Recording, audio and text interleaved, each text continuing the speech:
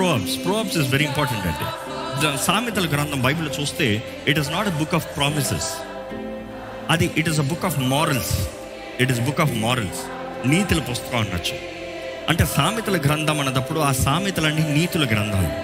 ఇంకో మాటలు చెప్పాలంటే ఒక మనిషికి ఎక్స్పీరియన్స్ సంపాదించుకోవాలి, నాలెడ్జ్ సంపాదించుకోవాలంటే సామెతలు చదివితే సూపర్. ఇందుకు ఉదాహరణకి సామెతల గ్రంథాల్లో ఎలా ఉంటుందంటే it does not have to tell explanation, పెద్ద పెద్ద పెద్ద పెద్ద స్టోరీలు ఉండవు, కానీ ఒక్క లైన్లో చరిత్రనిస్తుంది, మారల్ ఇచ్చేస్తుంది. ఇస్ లైఫ్ ఎక్స్పీరియన్స్ అంతా ఒక్క లైన్లోకి వచ్చేస్తుంది. Is Bible was not return for you to say ఇది రైటే. అర్థమవుతుందా? నీ ఎక్స్పీరియన్స్తో అవును ఇది నిజము అని అంగీకరిస్తానికి కాదు బైబిల్ రాయబడింది.